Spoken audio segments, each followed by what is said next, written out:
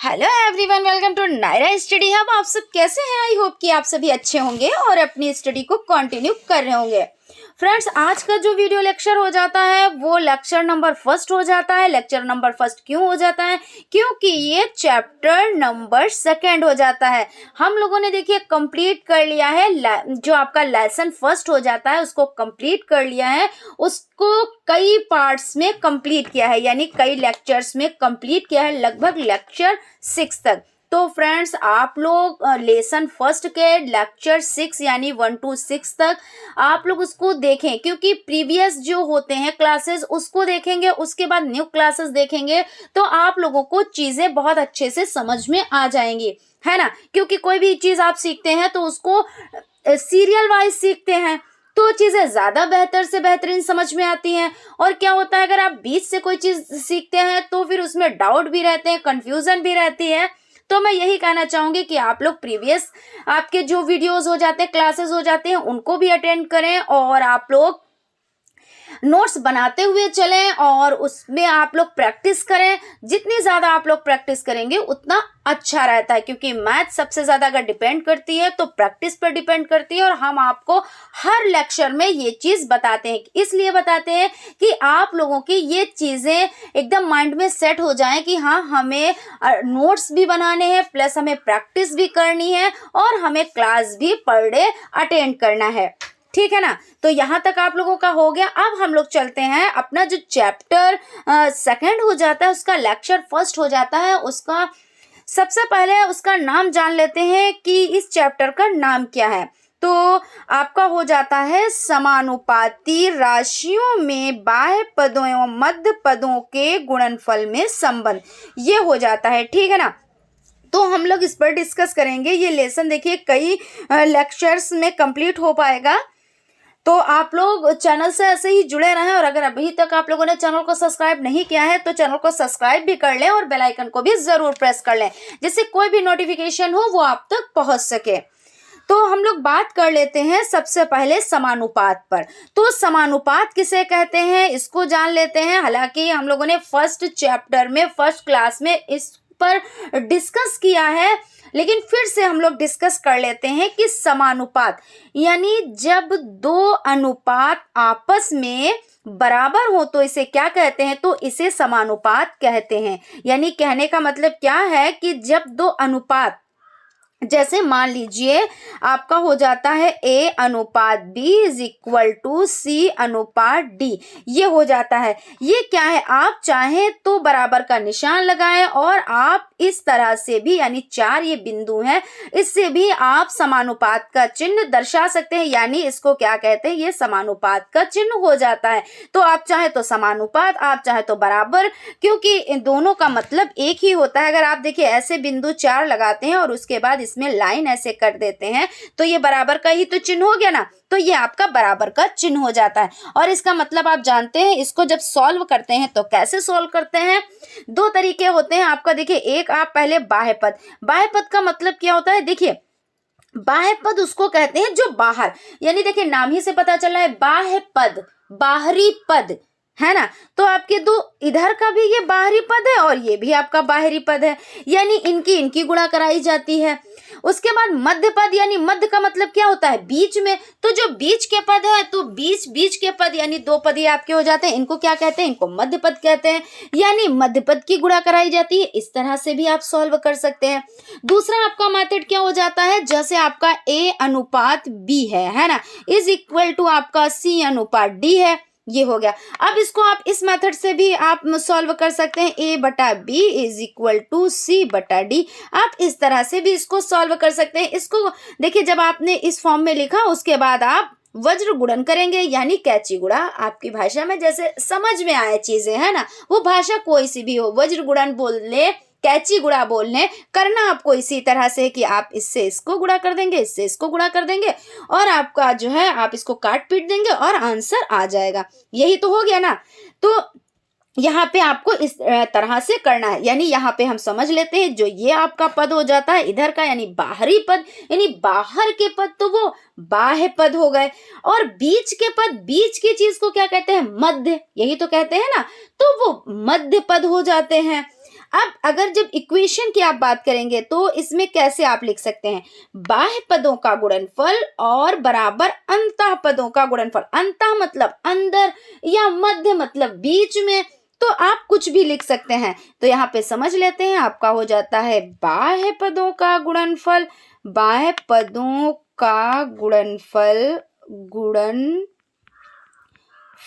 आपका हो जाता है बराबर अंतः पदों का गुणनफल, अथवा मध्य पदों का गुणनफल भी आप लिख सकते हैं, मध्य पदों का गुणनफल।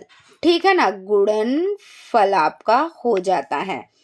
अब यहाँ तक चीजें आपकी समझ में आ गई होंगी। और एक चीज हमने आपको बताई कि सिंबल इसका क्या होता है, जो समानुपात का सिंबल होता है वो कैसा होता है, ये 4 बिंदु होते हैं। जो अनुपात का सिंबल होता है वो कैसा होता है, तो 2 बिंदु ये होते हैं, ये अनुपात का सिंबल हो जाता है।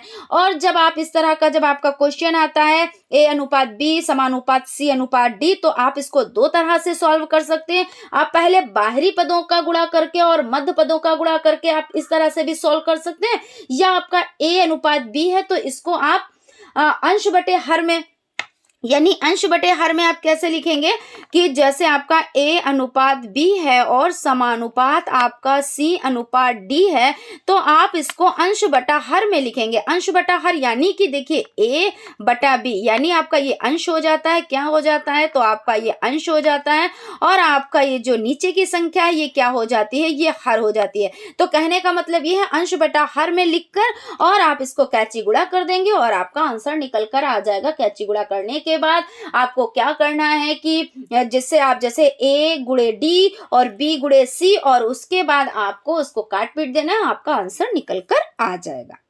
ठीक है ना, यहां तक चीजें आपको समझ में आ गई होंगी। अब हम लोग क्या करते हैं, अब हम लोग क्वेश्चंस की तरफ चलते हैं। कुछ क्वेश्चंस को सॉल्व करेंगे और उसमें भी चीजों को हम समझेंगे, जो इसकी बारीकियां होंगी उसके बारे में भी हम लोग जानेंगे। तो आपका फर्स्ट नंबर का क्वेश्चन हो जाता है कि 5, 9, 35, 63 समानुपात में है अथवा नहीं, ज्ञात कीजिए। यानी क्या कह रहे हैं कि जो 5 संख्या आपकी दी हुई है, 9 संख्या, 35 संख्या और 63 संख्या, तो ये समानुपात में है या नहीं, आपको इसको आपको बताना है। तो कैसे आप बताएंगे, तो हम यहाँ पे सादा पेज ले लेते हैं यहाँ पे। ठीक है ना, तो क्या करना है, आपको सबसे पहले लिखना है जो नंबर्स आपको मिले हैं, यानी 5 अनुपात आपका 9 हो जाता है और समानुपात आपका 35 अनुपात आपका कितना हो जाता है, तो 35 अनुपात आपका 63 हो जाता है। अब आप क्या करेंगे, देखिए बाहरी पदों का, यानी जो बाह्य पद है और ये आपका मध्य पद है, ये कौन सा पद कहलाता है, तो ये आपका बाह्य पद, ये बाह्य पद है। और आपका ये कौन सा हो जाता है, तो ये आपका मध्य पद हो जाता है। ठीक है ना, अब आप क्या करेंगे, आप चाहें तो आप इस तरह से कर सकते हैं, क्योंकि आपको इसमें क्या करना है कि ये समानुपात है अथवा नहीं है। और जब ये चीज हमको देखनी होती है कि है अथवा नहीं, तो क्या करना होता है कि बाह्य पदों का गुणनफल कर देते हैं और मध्य पदों का गुणनफल कर देते हैं। जो गुणनफल प्राप्त होता है, यानी गुणा करने के बाद जो उसका फल प्राप्त होता है उसी को गुणनफल तो कहेंगे। तो जो प्राप्त होता है अगर इक्वल है तो मतलब क्या है, तो ये है, यानी ये समानुपात में है। अगर इक्वल नहीं है तो ये समानुपात में नहीं है। तो इसके लिए हमें क्या करना होगा भाई, मैथ का नियम तो यही है कि हर एक चीज हमें करके देखनी है कि है या नहीं है। तो इसमें आपका हो जाता है, सबसे पहले लिखेंगे बाह्य पद, बाह्य पदों का गुणनफल, बाह्य पदों का आपका गुणनफल हो जाता है बराबर कितना हो जाता है, तो 5 गुणे आपका 63, क्योंकि बाहरी जो पद है उन्हीं को तो कहेंगे कि बाह्य पद। तो बाह्य पदों का गुणनफल आपका 5 गुणे 63 हो जाता है। तो आप जब इसको करेंगे गुणा तो आपका आंसर कितना निकल कर आएगा, तो आप देख सकते हैं यहाँ पे आपका 63 हो जाता है और 5 हो जाता है। तो 5 या 15, 15 के 5 हासिल 1, 5 का 30 और 1 31, यानी 315 आपका आंसर निकल कर यहाँ पर आता है। तो हम लोग यहाँ पे 315 नोट डाउन कर लेते हैं। उसके बाद नेक्स्ट स्टेप पे चलते हैं। तो हम लोगों ने अभी बाह्य पदों का गुणनफल इसको ज्ञात किया, अब मध्य पदों का गुणनफल है उसको ज्ञात कर लेंगे। तो मध्य पदों का गुणनफल बराबर आपका कितना हो जाता है? तो 9 गुणे आपका कितना हो जाता है? तो 35 हो जाता है। अब इसको हम गुणा कर लेंगे, है ना। तो 35 गुणा 9, यही तो है ना। तो 9 पचे 45, 9 पचे 45, 45 के देखिए यहाँ पे कितना आएगा? तो 5 आएगा और यहाँ पे 4 बच गए। तो 9 एक कम 9, 9 दूनी 18, 9 त्रिक 27 और 4, तो 27 और 4 31 हो गए, है ना। तो 31 यानी कि 31। तो यहाँ पे देखिए जो आंसर आपका बाह्य पद में आया वही आंसर आपका मध्य पद में आया, यानी 315 बराबर 315, यानी ये क्या है? तो ये समानुपात है। तो आप इस तरह से इसका आंसर लिख सकते हैं कि बाह्य पदों का गुणनफल बराबर अंतः पदों का गुणनफल, अतः 5, 9, 35, 63 समानुपात में हैं। आप देखिए यहाँ पे हम इसको रब कर देते हैं और हम यहाँ पे लिख भी देते हैं जिससे आप लोगों को आसानी रहे। अतः करके आप इसको लिखेंगे, अतः 5 जो संख्या दी है उसको आप नोट डाउन कर लेंगे जो आपके क्वेश्चन में है ना। और आपने पता तो कर ही लिया है कि ये समानुपात है। तो जब समानुपात है तो हम लोग इसको लिख भी देंगे कि अतः 5, 9, 35, 63 समानुपात में, यानी समानुपात में है, ठीक है ना, में है। ये आपका आंसर हो जाता है। और एक चीज और, जब आप होता है समानुपात तो आप इसका चिन्ह लगाते हैं, ये चिन्ह यानी इज इक्वल टू, यानी समान है, बराबर है। और यहाँ पे अगर नहीं समान होते, कुछ क्वेश्चन आपको ऐसे भी मिलेंगे जिसमें आपको ये करना रहेगा। इसका मतलब क्या है कि समानुपात नहीं है, यानी नॉट इक्वल टू, है ना। नॉट इक्वल टू यानी आप क्या करेंगे, इसको बीच में एक लाइन खींच देंगे। खींचने का मतलब क्या होता है, जैसे हम लोग कोई चीज सॉल्व करते हैं तो कहते हैं अगर इससे ऐसे हो, जैसे मान लीजिए कोई संख्या हमने लिखी, हमने कहा ये नहीं है, तो नहीं का मतलब कट कर दिया। तो हमने जब कहा कि नहीं है तो माने हमने इसको भी कट कर दिया, तो हमने इसका एक चीरा लगा दिया बीच से। चीरा लगा देने का मतलब इसका पेट फाड़ दिया हमने, है ना। तो ये नहीं है, तो जब इस तरह का क्वेश्चन आए तो आपको ये सिंबल लगाना है। तो आई होप यहाँ तक आप लोगों को समझ में आ गया होगा। अब नेक्स्ट क्वेश्चन की तरफ चलते हैं। नेक्स्ट क्वेश्चन आपका क्या हो जाता है यहाँ पे? नेक्स्ट क्वेश्चन है आपका 8, 9, 7 और 8 समानुपात है अथवा नहीं, ज्ञात कीजिए। देखिए क्वेश्चन उसी तरह का है, नंबर्स चेंज है, तो कोई दिक्कत नहीं है, इसको हम सॉल्व कर लेते हैं अच्छे से, है ना। तो सबसे पहले उन्हीं नंबर्स को लिखते हैं जो क्वेश्चन में नंबर्स प्रोवाइड हुए हैं। तो यानी 8, 9 और आपका 7 और कितना हो जाता है 8। तो यहाँ पे ये बाह्य पद और ये मध्य पद हो गए ना। अब क्या करना है, ये समानुपात में है अथवा नहीं है, तो इसके लिए हमें क्या करना पड़ेगा, यानी करना क्या पड़ेगा, हमको देखना पड़ेगा कि क्या बाह्य पद, यानी जो ये बाह्य पद हैं ये मध्य पद के क्या बराबर है। अगर बराबर है तो ये समानुपात में है, अगर बराबर नहीं है तो ये समानुपात में नहीं है। तो अब इसके लिए हमको करना क्या है, देखिए यहाँ पे समझ लेते हैं। हालांकि आप लोग अभी समझ भी चुके हैं और जितना ज्यादा करेंगे उतनी ज्यादा प्रैक्टिस होती चली जाएगी। तो आपका हो जाता है बाह्य पदों का गुणनफल, बाह्य पदों का गुणनफल और आपका बराबर 8 गुणे 8।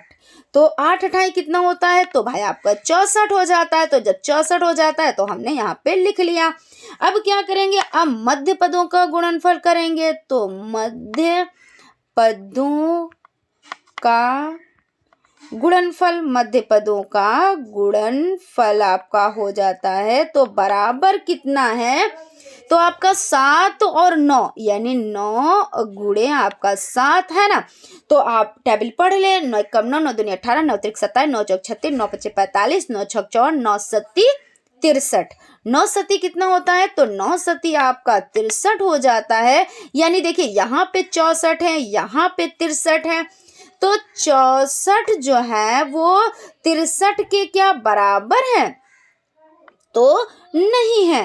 तो जब नहीं है तो इसका मतलब इस तरह से आपने क्या किया, ये बराबर नहीं है भाई, 64 और 63 के बराबर तो नहीं है, तो इसलिए यहाँ पे ये हो जाता है।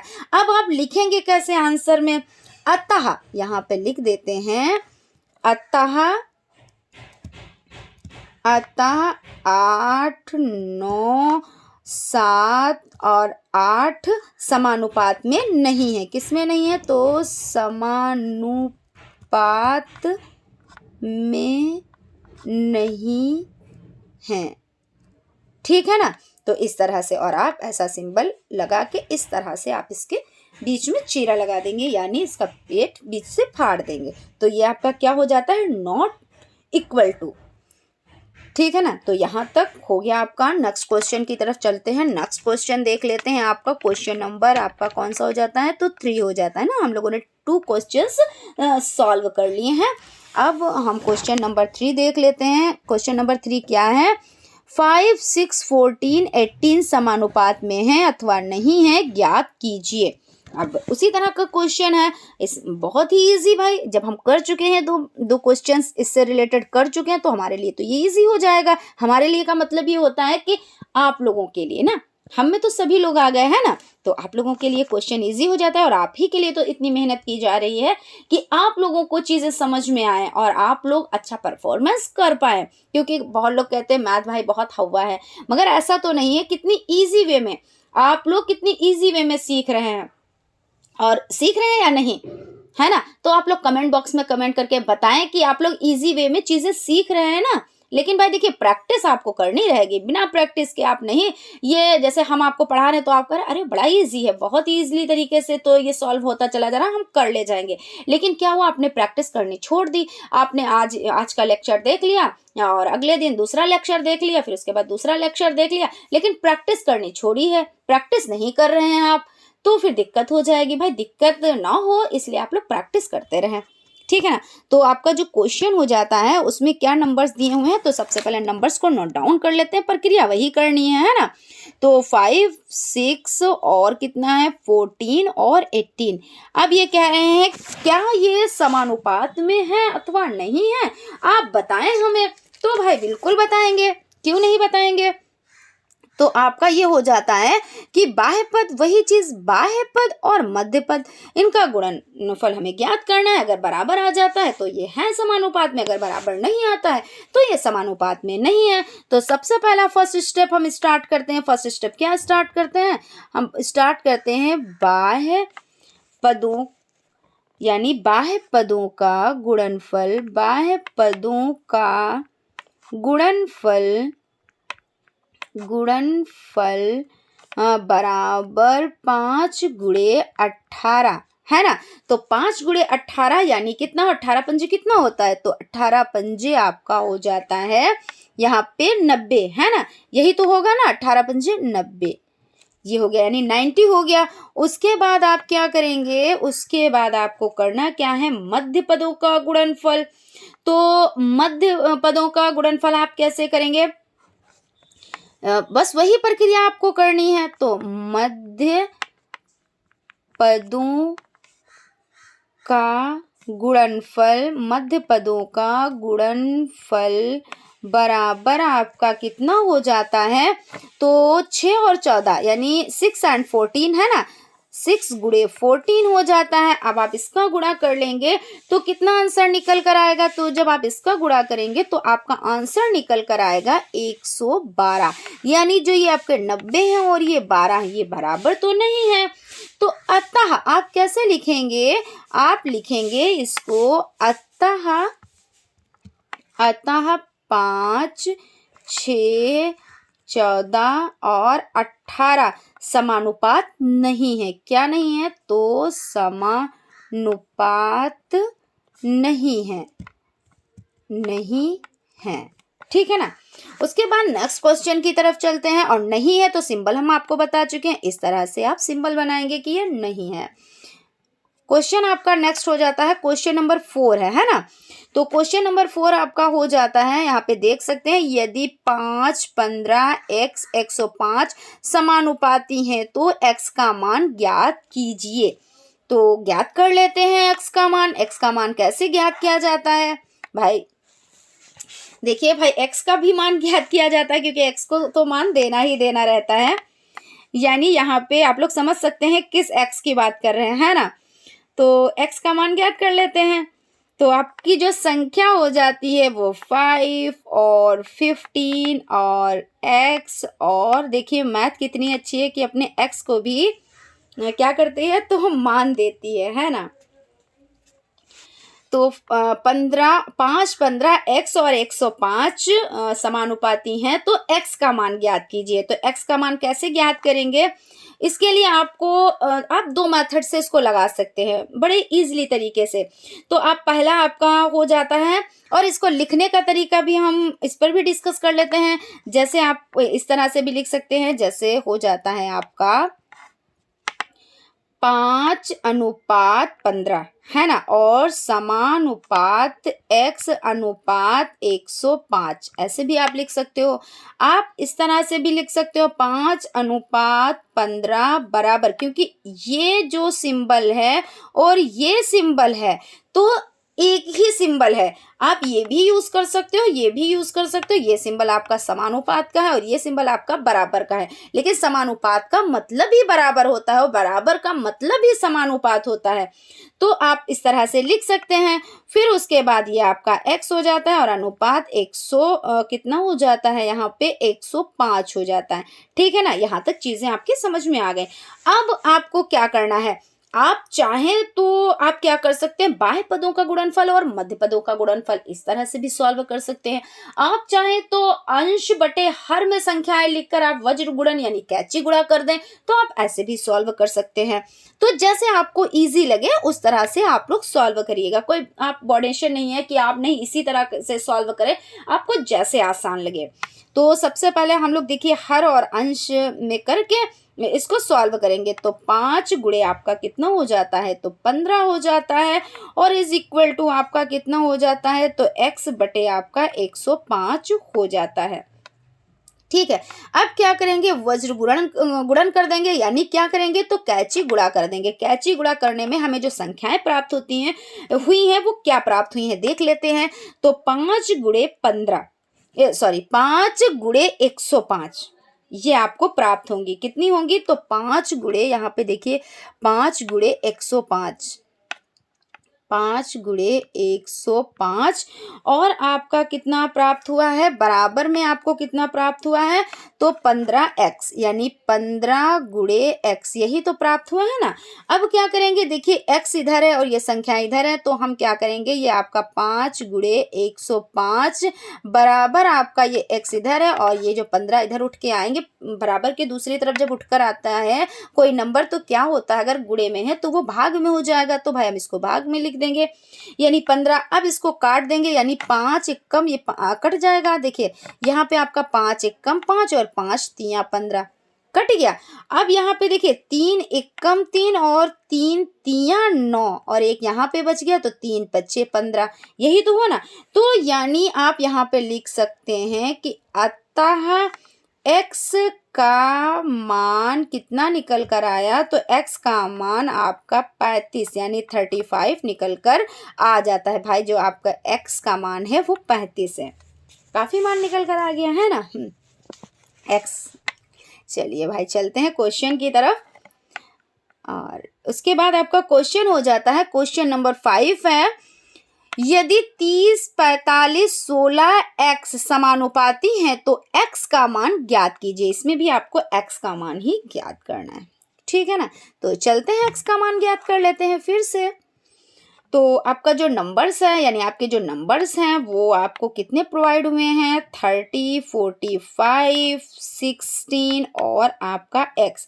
तो इसमें आपको x का मान ज्ञात करना है। तो आप देखिए हमने अभी डिटेल में डिस्कस किया है कि आप इसको 2 तरह से लिख सकते हैं, हर बटे अंश में भी आप इसको सॉल्व कर सकते हैं, मध्य पदों का गुणनफल, बाह्य पदों का गुणनफल, इस तरह से भी आप सॉल्व कर सकते हैं। तो यहाँ पर हम हर और अंश यानी अंश बटे हर में हम इसको सॉल्व करेंगे।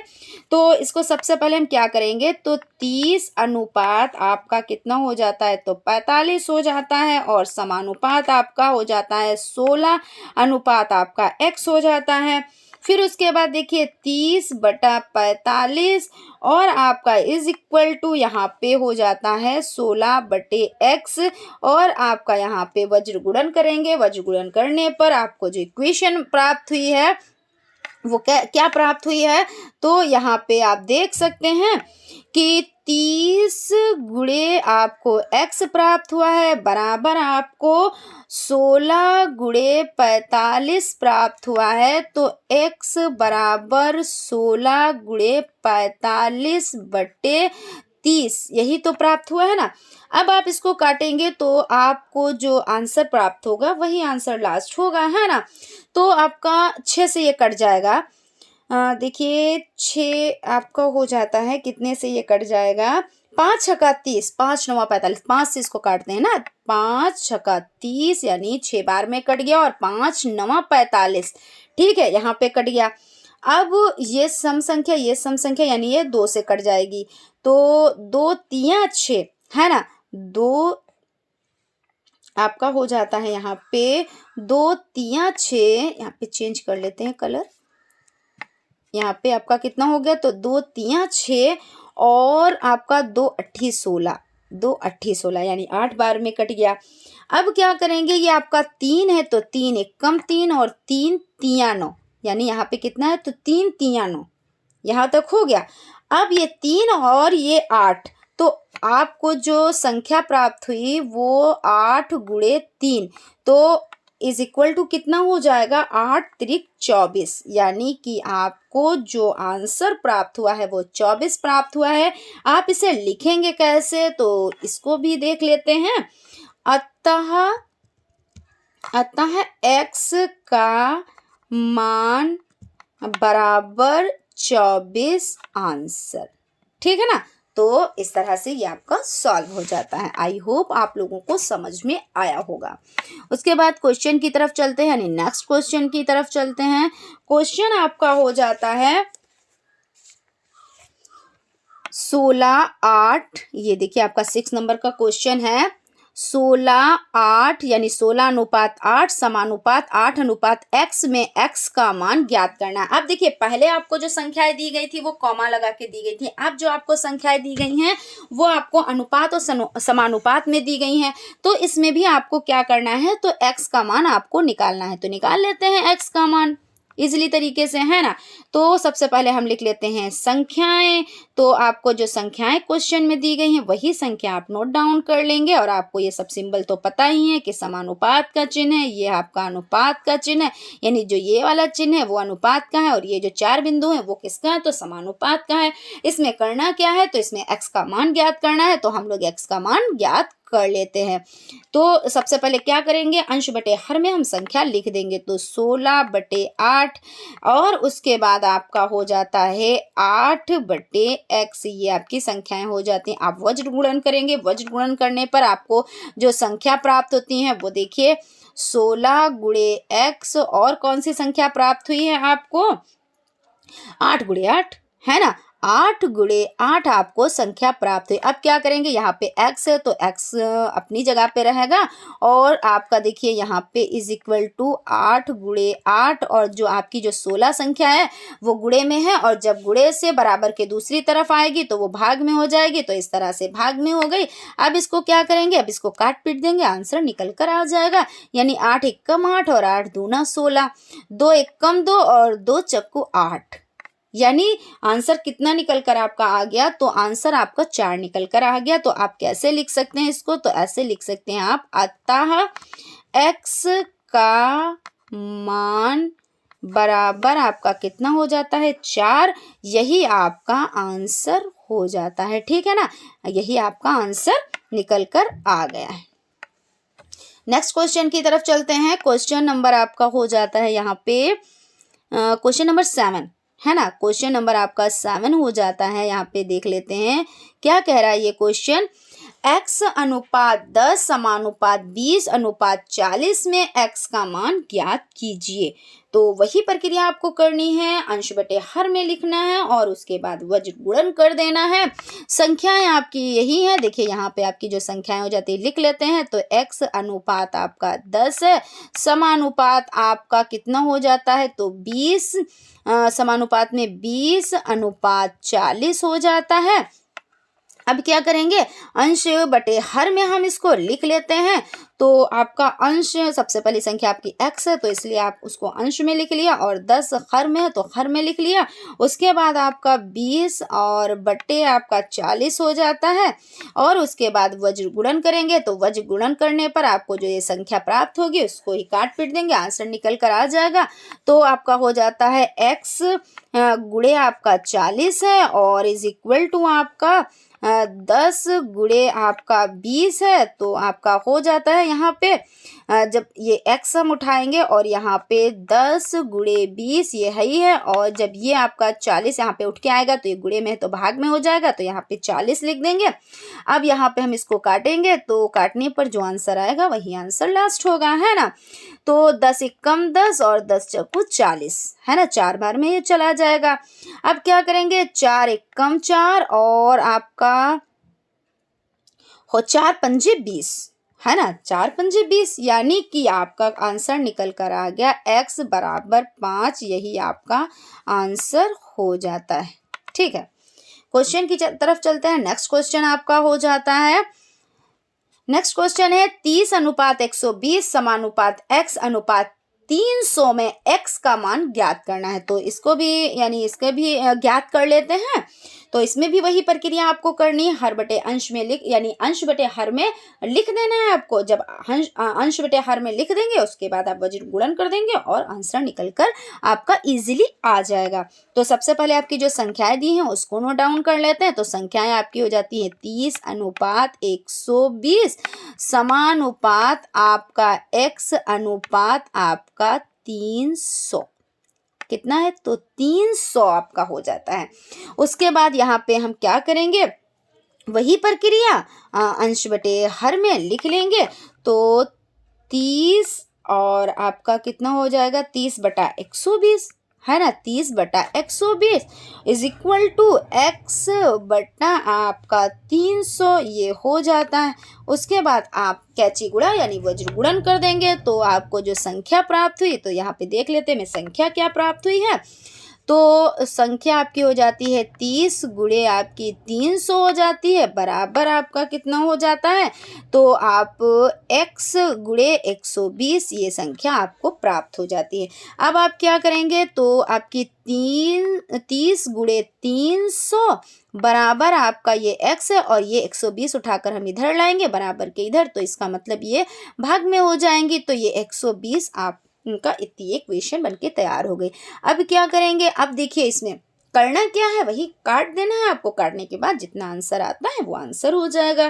तो कैसे, देखिए यहाँ पे कैसे सॉल्व करेंगे, 1 0 यहाँ पे है तो 1 0 हम यहाँ पे काट देते हैं, 2 0 तो ये कट गए। उसके बाद आपका हो जाता है 3 एकम 3 3 चौक 12, 4 बार में कट गया। फिर उसके बाद 4 एकम 4 और आपका 4 एकम 4 4 2 8 4 3 12 4 चक्कू 16 4 पंजे 20 4 छंग 24 4 7 28 4 7 28 7 बार में कट गया और 2 यहाँ पे बच गया। फिर 4 पंजे 20 यहाँ पे भाई 2 ये हैं तो ये 0 तो 20 ही तो हुआ, तो 4 पंजे 20 ये आपका कट गया। यानी लास्ट में कितना निकल कर आया, तो 75 यानी 75, है ना। तो आप लिख सकते हैं x बराबर 75, ये आपका आंसर निकल कर आ गया। अब आज की सीरीज का लास्ट क्वेश्चन है, इसको भी देख लेते हैं। लास्ट क्वेश्चन पर चलने से पहले फ्रेंड्स, अगर आपको सेशन अच्छा लगा है तो प्लीज एक लाइक जरूर करें, क्योंकि एक लाइक आप लोगों का जो होता है वो हमें बहुत ज्यादा मोटिवेट करता है। हम चीजों को बेहतर से बेहतरीन करने की ख्वाहिश रखते हैं और आप ही के लिए तो ये सब करते हैं ना, तो एक लाइक तो बनता ही बनता है। और अगर अभी आप चैनल पर नए हैं, ये आप लोगों की पहली वीडियो है, तो आप लोग से ये रिक्वेस्ट करते हैं कि आप लोग चैनल को सब्सक्राइब कर लें, क्योंकि देखिए क्या होता है, सब्सक्राइब करने से कि आपके पास नोटिफिकेशन पहुंच जाता है। और जब नोटिफिकेशन पहुंच जाता है तो आप लोगों को क्लासेस प्रोवाइड हो जाती हैं, आपको सर्च भी नहीं करना रहता है और पर डे आपको क्लास मिल जाएगी, है ना। तो इसलिए आप लोग चैनल को सब्सक्राइब कर लें और वीडियो को लाइक कर लें और हो सके तो अपने फ्रेंड्स में भी ज़रूर वीडियो शेयर करें। अगर हमारी लैंग्वेज आपको समझ में आती है, भाषा समझ में आती है और चीज़ें समझ में आ रही हैं, इजी वे में आपको समझ में आ रही हैं, कहीं पे कोई डाउट नहीं है, कंफ्यूजन नहीं है, तो आप लोग अपने फ्रेंड सर्कल में भी वीडियो को शेयर किया कीजिए जिससे उनको भी बेनिफिट मिल सके। ठीक है ना फ्रेंड। तो चलते हैं आज की सीरीज का लास्ट क्वेश्चन देख लेते हैं। क्वेश्चन आपका हो जाता है, क्वेश्चन है आपका यहाँ पे देखिए 2.5 और आपका अनुपात x समानुपात 1.25 समान और अनुपात हो जाता है 2.5। तो इसको आपको क्या करना है, मान ज्ञात करना है, यानी किसका, तो x का ही मान ज्ञात करना है। ठीक है ना। फिर से आप x का मान ज्ञात कर दे, कौन सी दिक्कत है ना, क्योंकि भाई मैथ सब्जेक्ट बहुत ही अच्छा है, इसमें तो भाई x का भी मान है और मानना भी चाहिए। ठीक है भाई। तो हम लोग क्या करते हैं, लास्ट क्वेश्चन देख लेते हैं किस तरह से हमें सॉल्व करना है। तो नंबर्स क्या हैं, 2.5 और आपका अनुपात हो जाता है x और समानुपात आपका हो जाता है 1.25 और अनुपात में कितना है, तो 2.5 हो जाता है। ठीक है ना। अब क्या करेंगे, वही आपको अंश बटे हर में संख्याएं लिखनी है। तो अंश बटे हर में हम संख्या किस तरह से लिखेंगे, तो 2.5 और आपका x हो जाता है, उसके बाद आपका 1.25 और बटे में 2.5 ये हो जाता है। उसके बाद आप वज्र गुणन करेंगे, वज्र गुणन करने पे जो आपको संख्या प्राप्त होगी, हालांकि यहाँ पे देखिए दशमलव में है चीज़ें, लेकिन कोई टफ नहीं है क्योंकि आपको वर्क तो वैसे ही करना है जैसे आप अभी तक करते चले आ रहे हैं। तो इसमें देखिए 2.5 हो जाता है और आपका इंटू देखिए 2.5 हो जाता है और इंटू कितना है, तो यहाँ पे आपका हो जाता है 2.5, है ना। 2.5 इंटू 2.5 इज इक्वल टू आपका हो जाता है 1.25 इंटू एक्स। ये आपकी इक्वेशन मिल गई। अब आपको क्या करना है, इसको कट कर देना है, इसको उस इक्वेशन में लिखना है, फिर उसके बाद आपका आंसर निकल कर आ जाएगा। वर्क तो आपको वही करना है, सिर्फ दशमलव में संख्या है तो इससे क्या होता है ना, आप लोग बहुत इजीली आप इसको सॉल्व कर सकते हैं। तो यहाँ पे आपका हो जाता है 2.5 इंटू 2. आपका हो जाता है 5 इज इक्वल टू एक्स और यहाँ पे आपका ये उठ के आएगा यानी बटे में हो जाएगा, तो 1.25 यही तो है ना। अब देखिए एक संख्या के 5 दशमलव इधर लगा है, जो ऊपर जो अंश में संख्या है वहां पे एक दशमलव कब लगा है, एक संख्या के बाद, और जो हर में संख्या है वहां पे जो दशमलव लगा हुआ है वो कब लगा हुआ है, तो 2 संख्याओं के बाद। तो इसके लिए क्या करेंगे हम, इसके लिए जो ये 2.5 और 2.5 है इसका हम गुणा कर देंगे और जब गुणा कर देंगे तो आंसर आपका कितना निकल कर आएगा, 6.25। कितना निकल कर आएगा, तो आपका 6.25 आंसर निकल कर आएगा। तो हम इसको इस तरह से सॉल्व कर लेते हैं। यहाँ पे देखिए 6.25 हो जाएगा और नीचे तो आपका 1 यहाँ पे 25 से नहीं पढ़ा जाएगा, 2 और 5 पढ़ा जाएगा। ठीक है ना, यहाँ पे हो गया। बाकी ऐसे दशमलव के बाद जो भी संख्याएं आती हैं उसको एक एक संख्या को पढ़ना रहता है। ये कई बार चीजें हम आपको बता चुके हैं, लेकिन आज ये हमने बोल दिया, लेकिन ये नहीं बोला जाता है। ठीक है ना। तो 2.5 और उसके बाद 1.25 हो गया, ये हो गया ना। अब क्या करेंगे, देखिए 2 संख्याओं के बाद यहाँ पे दशमलव लगाए, 2 संख्याओं के बाद यहाँ पे भी दशमलव लगाए, यानी अंश में भी लगाए हर में भी लगाए। अब कोई प्रॉब्लम नहीं है। अब क्या करेंगे, दशमलव से दशमलव को हम काट देंगे, तो दशमलव और दशमलव ये तो गया कट।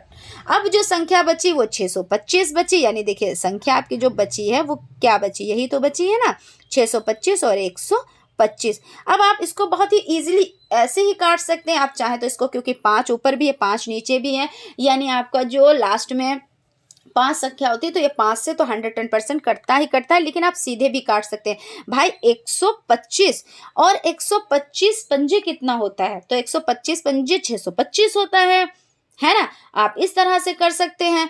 तो आपका ये यानी 125 एकम 125 और 125 पंजे 625, तो 5 यानी यहाँ पे जो आपका आंसर निकल कर आया है यानी आप इस तरह से कह सकते हैं और इसको इस तरह से लिखेंगे, अतः x का मान बराबर 5।